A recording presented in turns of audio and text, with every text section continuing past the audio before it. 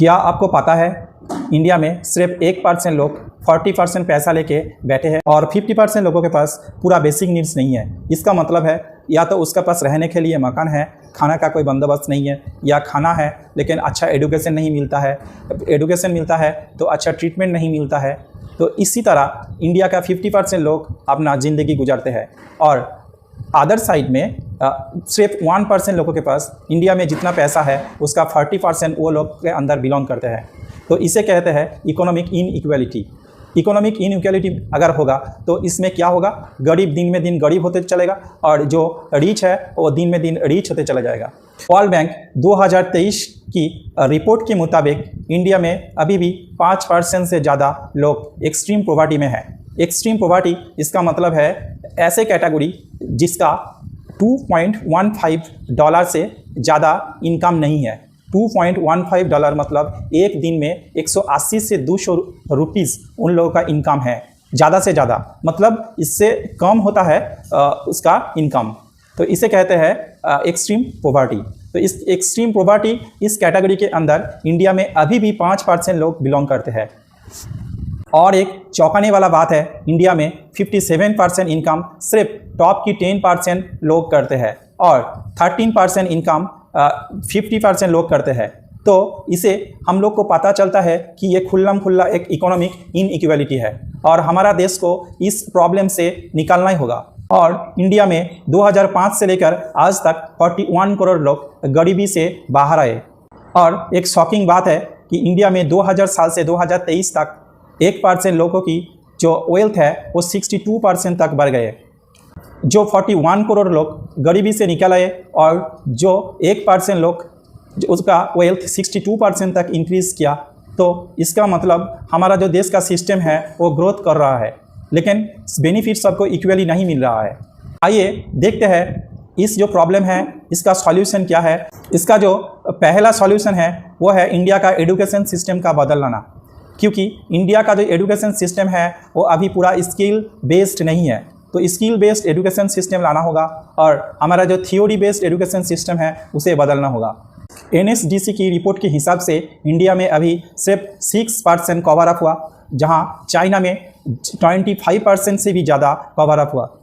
तो इंडिया में skill based जो एजुकेशन सिस्टम है वो लाना होगा। इसका बाद जो दूसरा सॉल्यूशन है वो है नया इंडस्ट्री लाना और स्टार्टअप करना। स्टार्टअप मतलब इंडिया में बहुत सारा ऐसे प्रोजेक्ट है जिसके इंडिया का जो युवा है वो लोन ले सकते हैं और अपना खुद का बिजनेस स्टार्ट कर सकते हैं। इसे कहते हैं स्टार्टअप। तो पहले से अभी इंडिया इसका बारे में बहुत आगे है और इंडिया अभी एक खुशी का बात है कि 3rd लार्जेस्ट कंट्री बन गया है स्टार्टअप की।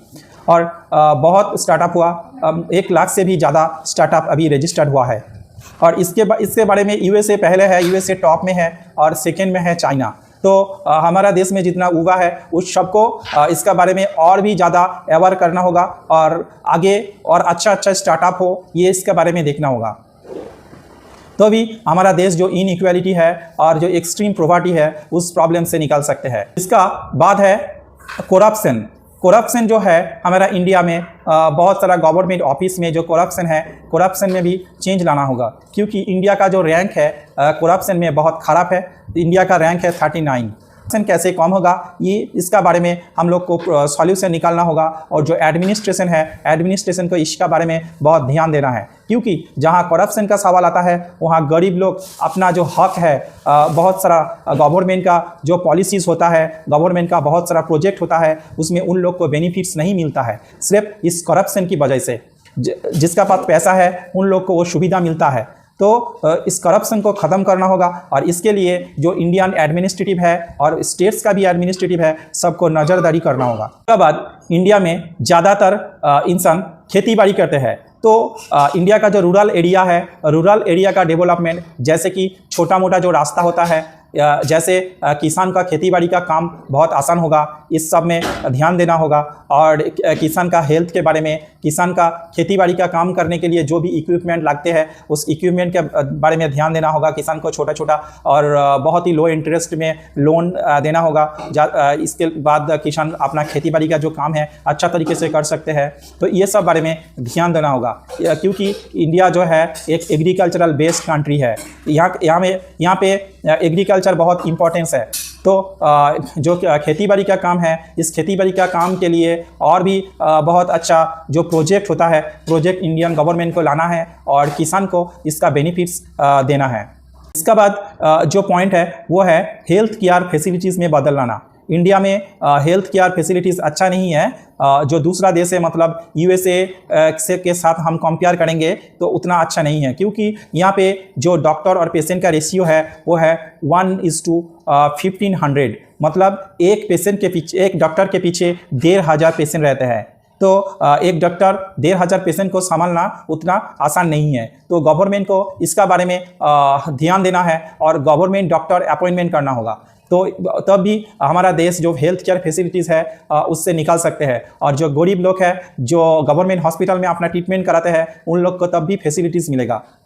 तो हेल्थ केयर फैसिलिटीज़ में गवर्नमेंट को ध्यान देना होगा। और दूसरा जो डेवलप्ड कंट्री है उस कंट्री को फॉलो करना होगा। उस कंट्री में क्या क्या होता है और कैसे काम करते हैं ये सब फॉलो करना चाहिए, तब भी हमारा देश आगे चल पाएगा।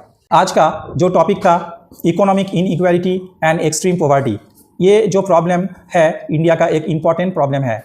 इस प्रॉब्लम के सॉल्यूशन के लिए हाउस में भी डिस्कशन होना चाहिए और बाहर एडवर्टाइजमेंट देके गवर्नमेंट को आम जनता को भी थोड़ा अवेयर करना होगा कि हम लोग कैसे इससे निकाल सकते हैं। आइए आज का जो टॉपिक है इतना ही।